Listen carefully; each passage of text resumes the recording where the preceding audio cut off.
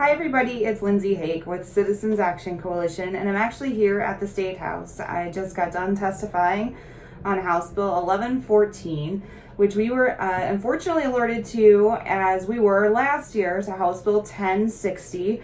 But this year it's House Bill 1114, which would completely deregulate local building materials and the oversight of local building materials and how that's implemented at the local level. Involves your county planning office or your local builders, your local building office, your city or county local building office. The reason this is important is because these policies will allow you to change things at home to improve your energy efficiency. And that could be anything from solar panels. Well, obviously that would lower your costs exponentially if you were able to install solar panels and gain that economic benefit of having that type of initiative built on your or added to your home.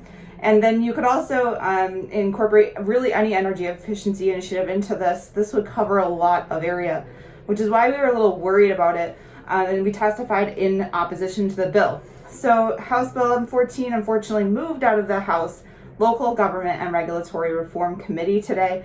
It moved out of committee despite bipartisan opposition to the bill. It was a vote of 8-5, and the bill will then move to the House floor for further consideration, where it either will or will not receive a vote. We'll see what happens. Last year, the committee passed the bill, and then the House did not move the bill, so we'll see what happens. But there was a lot of testimony today on the bill. There are a lot of opposition, so I'm hopeful that the bill dies the way it did last year. We'll see what happens. But there's a lot of other things we're working on at CAC for you, including a lot of bills that are moving and scheduled to be heard out of the House Utilities Committee this week and Senate Utility Committee as well, with Senate Bill 386, the cost securitization pilot program. So we'll see how that moves forward, and Kerwin will talk to you a little bit more about that. And don't forget to head to our Facebook, Twitter, and Instagram. We do keep that pretty updated during session. We live tweet all the committees we attend. We'll make sure you have calls to action on there you can look to for calling your state representative or your senator on an issue that will affect your bottom line at home. Make sure you take a look at our website as well.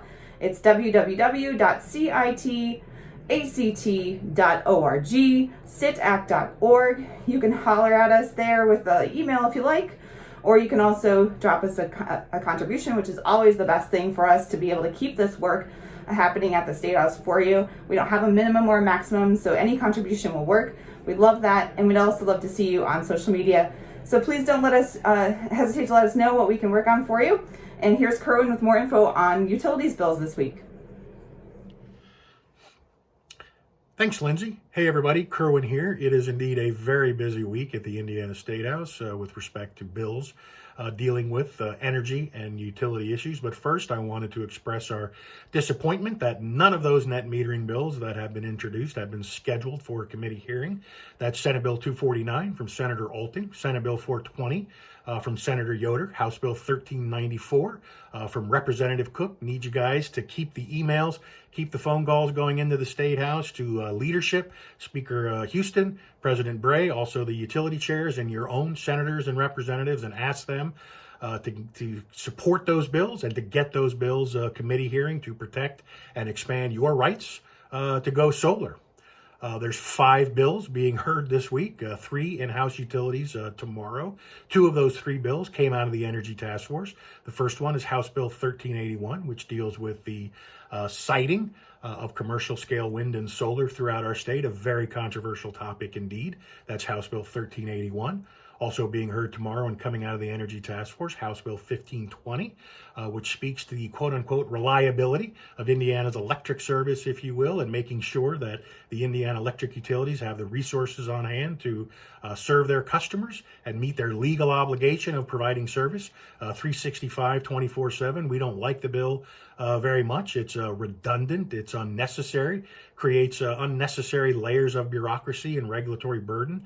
And we're also very concerned that it will lead to an increase in rates because of the money that would need to be spent before the commission with filings and defending those filings with attorneys and experts. That's House Bill 1520. Also being heard in House Utilities is House Bill 1164. That's the annual wish list, if you will, from the telecommunication companies, AT&T and Verizon and the like. They just want to make sure that they are the only ones that can tell you what your rights are as a consumer.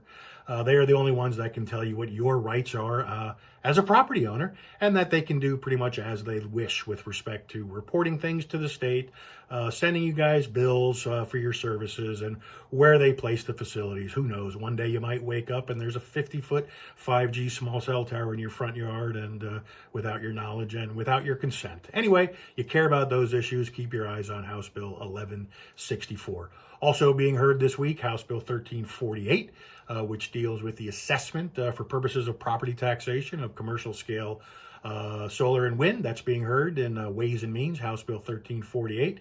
And last up on Thursday, Senate Bill 386, which deals with the issue of securitization. Securitization is something that CAC is very interested in as we're retiring these coal plants throughout our state and transitioning to clean energy. There's lots of stranded costs related to those old coal-fired power plants. Securitization is a mechanism that could be used to reduce the costs in the long term to customers, provide additional revenues which could be used for worker transition and lifting up communities during those transitions that will be losing tax base and tax revenues from those coal plants.